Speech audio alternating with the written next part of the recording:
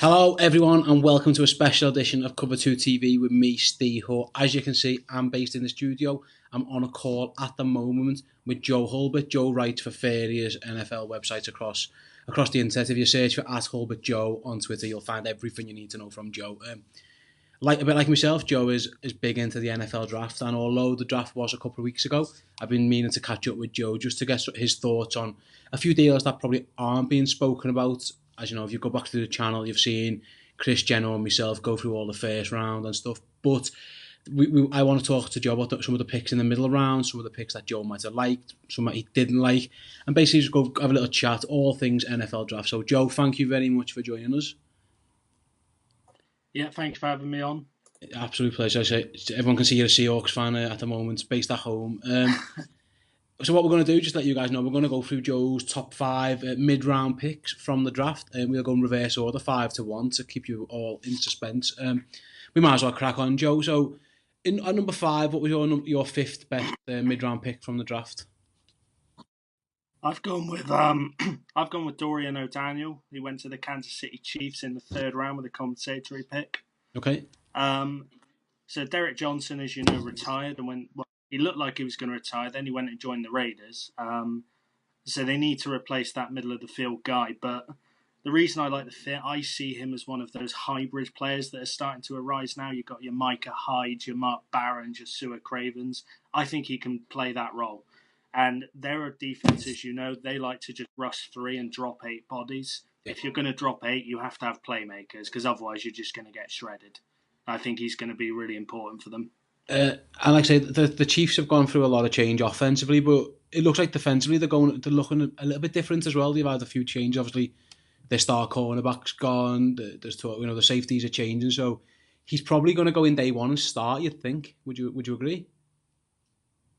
Yeah, I think what they've done is they're kind of. I feel like they're ignoring the deep pass. They're trying to stop short passes. They traded for Kendall Fuller, who might be the best nickel corner in the game. And they've solidified up front and added a lot of people who can cover the sort of intermediate routes. And to be honest, when you're going up against the Patriots, which everything in the AFC goes through them, you have to try and stop them, and that's probably the best way to do it. I know he's classed as a linebacker. He's quite undersized for a line. Do you see him? That's the role he plays, linebacker, because there was talk maybe he can do a bit of safety, a bit of coverage.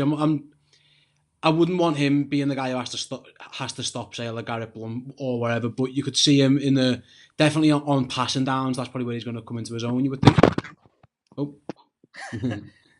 go on. That's bound to happen. Yeah. I think he's going to be a coverage linebacker. Yeah. I think that's what he's going to do. He's not going to stop power bats. They've got other guys who can do that. They've got a lot of big bodies up front. As for the safety thing, I think they're going to disguise their coverages a lot more than Bob Sutton's done in the past, because that's the personnel they've got now. All right, yeah, so that's number 5 then. If you want to move on to who's number 4 then for you, Joe? This is a bit of a boring one, but Sam Hubbard, he went to the Bengals in the middle of the third round. I thought he'd go a lot higher than that. I just thought he's a big school guy. He's quite pro-ready. I'm not sure about his ceiling. He's got a very high floor. The reason I like it is because everyone's copying the Eagles now. They're trying to build these defensive lines where they've got like 8 or 9 guys. The Bengals have pass rushers everywhere now. They've got Carl Lawson, Chris Baker, Geno Atkins, Carlos Dunlap. I think Hubbard fits into that well. And they've been looking for the guy across from Dunlap for a long time now. I think they might have just found him. Yeah, and like I say, it was a surprise that he fell as far as he did. I think, was it middle of the third round? Near the end of the third round, and a lot of people had a first round. I imagine he goes into the rotation with Dunlap at first, at defensive end, maybe because Billings is probably going to play nose tackle, you would think, for Cincinnati, obviously. And then you've got Geno Atkins, Michael Johnson. It's a very good defensive line that Cincinnati are building over there. Yeah, I think he's going to wait as well, because Marvin Lewis, as we saw last year with John Ross, he doesn't put rookies in straight away. Yeah, it's a good point. Like I say, in terms of learning, I'm not sure why he fell. I'm not too sure. I graded him a second round pick in my rankings, but he's gone to a place that develops defensive linemen very, very well. So although he's probably annoyed that he fell to the third round, he's probably landed in a pretty good spot. Would you agree? Yeah, and they're not really a blitzing team either. I think they're Oh. just going to rush for, drop their linebackers out. I think it's a good fit. I think the reason he fell is because I don't think he's ever going to be a guy who gets you 9, 10 sacks in a season. But I think he's going to set the edge well, which you've got to do in a division with Le'Veon Bell. Um, it's just a sensible pick. They're quite a good draft on the whole. I thought the Bengals. Yeah, I agree. I like the Bengals draft. I'm with you. I think he's probably seen more as the run stuff from, and like. Although having said that, I think we saw some run stuff in defensive tackles go very, very high, like to likes of Vita Vea, for example, who went very, very early on. And I thought Hubbard would go earlier. I agree. Third round, I thought it was a no-brainer. So moving on, we've gone O'Daniel 5, Hubbard 4. Who's at number 3 in your countdown of best mid-round picks? Going with Michael Gallup, wide receiver out of Colorado State, went to the Cowboys. Yep. The a lot of people don't like him because he went to a small school on this competition level. Personally, when I watched the tape, I saw someone who could probably run 8 or 9 routes better than most people can run 1 or 2. That scheme, it's very conservative. It's built on Zeke, and they don't really go downfield. So they need guys who can get yards after the catch. He can do that. He's really good in the open field. A lot thought that they were going to go first round wide receiver, Cortland Sutton. I actually like what they went with Van Der Esch, and they waited to get him, and they got Cedric Wilson later on as well.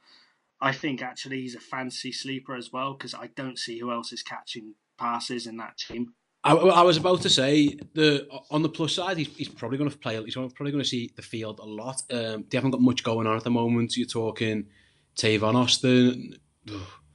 Obviously Cole Beasley's in there. It's not like, is it Terrence Williams? There's nothing who stands out in terms of a elite pass catcher. They lost the tight end. Dez isn't there no more.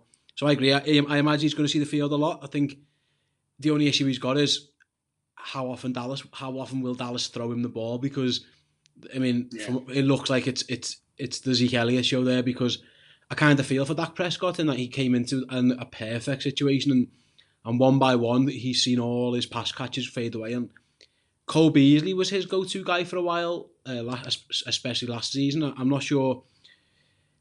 Well, if Gallup, do you see him lining up outside, or do you see him doing a bit of slot work a la Beasley? Because I think he could easily go in the slot.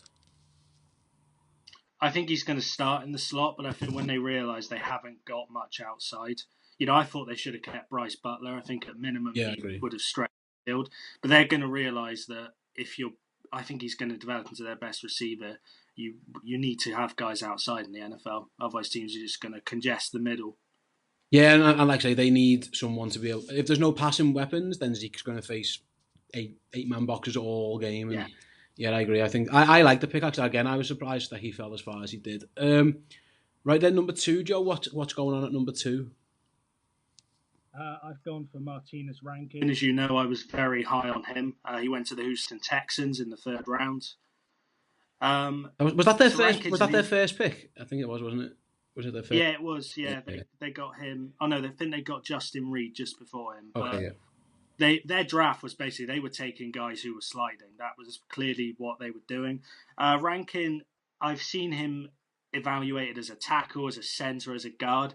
I actually think he's a guard personally, but in this team he's going to play as tackle. Their offensive line last year. I remember after week 1, you watched the Tom Savage game where they got crushed by the Jags. Their offensive line was, I'm a Seahawks fan, so I know a bit about that. Theirs was worse than ours, and I didn't think that was possible. Breno Giacomini was their right tackle. He gave, I think, 5 pressures a game. So I think Rankin's going to come in. He's going to compete at right tackle. He can't be any worse than what they had last year. So no, I'm looking at their starting line. I've just gone on our lads now just to look at their starting offensive line. As it stands, it's Julian Davenport, Zach Fulton, Nick Martin, Senio Clemente, and then Central Henderson. So, that's horrendous. We saw that Deshaun Watson's coming off a serious knee injury, and I agree that line was an absolute embarrassment. And the AFC, while it might not be loaded with talent, there's certainly a lot of good pass rushers. Even in that division, it's he's going to have to face Jacksonville. They're going to have to face Jacksonville twice a year. We've seen the Titans load up on their defensive line as well. So I agree. why do you think rankings fell? Because before, for those who don't know, I speak to Joe pretty much every day about the NFL, and you were convinced that he might have went higher. Why do you think he got to round 3? What do you think teams didn't like? Because we saw a lot of offensive linemen go, especially in the first round, second round. I think a lot of it's the same reason Justin Britt fell a couple of years ago. I think a lot of NFL teams, they like these big offensive linemen. I mean, Colton Miller went at 15. And for me, I don't think Miller's close to as good as Rankin. The tape certainly wasn't. So I think that's a lot of it. He did have problems with the bull rush, but I just think it's the way NFL teams scout linemen. They look for sort of big maulers rather than intelligent guys. And I think in Bill O'Brien's scheme, which is quite complex, a lot of different looks, I think you need smart linemen as well as people who can actually block. Yeah, he's just over 6 foot, isn't he? That's the issue at tackle, isn't it, really? You think maybe that's probably why he goes in as a guard, because, 6 foot doesn't really cut it in the NFL at tackle. I'm with you. I think, having said that, the Patriots are probably going to play a small guy at left tackle. We've seen guys like, Kelvin Beachum have a very, very good career who's undersized. So who knows? And listen, he's got every chance of playing in that, because that line, with them and the Bengals, I think, had the worst 2 lines in the league last year. And listen, they need to do something, don't they? Otherwise, poor Deshaun Watson's going to be running for his life again. And I'm a Packers fan. I know you're a Seahawks fan, but we both appreciate good football. And the last thing we want is to see Tom Savage or Brock Osweiler on field. We want a good quarterback. So I'm with you. I really hope the Texans can sort that line out. Right then, we've gone O'Daniel 5, Hubbard 4, Gallup 3, Rankins 2. Who's at number 1 for you, Joe? This one annoys me. I've gone with Ogbonna Okoronkwo. Okay. Went to the Rams. The Rams need to stop drafting this well. Starting to annoy me. I don't know how he slipped to the 5th round. I had him as a 2nd round prospect, and he's a good speed rusher. He doesn't contribute against the run, but neither did Yannick Ngakoue when he came out, and he's been brilliant for the Jags. That's my pro comp as well. Yeah. And the thing is, if you're going to the Rams as an edge guy, how good do you need to be, really? Because you've got Sue and Donald inside. Yeah, that's the thing, isn't it? He's very much going in there as a rotational piece. I'm just looking now at he's down as an outside linebacker, and I think that was actually one place that the Rams needed to improve. I don't think their edge rush was actually that good last year, so they've went and found themselves. I think they drafted 2, didn't they draft Trayvon Young as well later on? So they've went and found that they obviously felt that was a need, and like you say, if Aaron Donald and Ndamukong Suh are taking up double team blocks, then I'm going to call it, what's his name, Ogbonia. I really struggle with the name, but he's going to see one-on-one matchups all day in a division where offensive line play, like you said before, isn't exactly at its premium. He could easily be a guy who gets 8 to 10 sacks, I think, just purely based on the coverage and the teams he's going to face. Yeah, they let Connor Barwin go. He's still a free agent. They traded Rob Quinn to the Dolphins, so they needed a speed rusher. That's what Wade Phillips likes on the edge, rather than Barwin's a bit more of sort of an old style pass rusher. I think Phillips wants speed on the outside, and I don't know how good you need to be, because you've got Sue and Donald on the inside. Both of them could feasibly get double teamed. And to be honest, I think both of them could beat a double team. I think they're both that good. So all he's got to do really is run in there, and he's good. Yeah, you're right. He's going to get 8 or 9 sacks. And I'm with you. I think that as good as the Rams were last year, if you secretly ask Wade Phillips deep down into what was he missing, he probably would say speed off the edge. You'd think that was probably what he would say. And although he isn't elite speed, I think he ran about it was a 4.7 at the combine. It's in one-on-one matchups, it's probably quick enough when there's quarterbacks running for their lives from the likes of Aaron Donald and the likes of Ndamukong Suh. That defensive line, as a Seahawks fan, it must be giving you kittens. Yeah, I was disappointed because I just don't. We couldn't stop one of them. We played them last year, so I don't know how we're going to stop 2 of them. No, I'm with you, mate. I agree. I think the Rams, as it speaks, are actually Super Bowl favourites or second favourites in terms of the bookmakers. And America's just legalised gambling now, so there could be a lot of money going on the Rams. So just to round it off for everyone who's been watching, just to keep you updated. So 5 was Dorian O'Donnell, 4 was Sam Hubbard, 3 was Michael Gallup, 2 was Martinez Rankins, and number 1, Joe's going to make me say Ogbonia Okoronkwo. I think that's how you say it. Yeah. Very quickly, Joe, we just before we round off, we've been going now. On Seattle's draft as a whole, what did you make of Seattle's draft as a whole? I mean, running back round one, again, we watched the draft together or simultaneously, and you were a little bit annoyed at the time. Has your mind changed a little bit? Yeah, because I was slating the Giants for taking Barkley and then running back as well. It's grown on me because he's elusive and you need to be behind our line. But I would have rather built in the trenches. That's what we do. Yeah. But we saved it late on with Jamarco Jones. You like Jamarco? Yeah. He nearly got on your list. I know we were saying this before. So yeah, thanks very much for joining us, Joe. Like I say, please, if you've got anyone at home, please go and follow Joe on Twitter at Hulbert Joe. Check out all the writing he does for his various websites. And that's pretty much what it was like. We'll be back this week. Keep an eye on the channel. We'll have a proper studio show as well. This is just a little bonus feature for you guys. So until next time, thanks for watching and goodbye.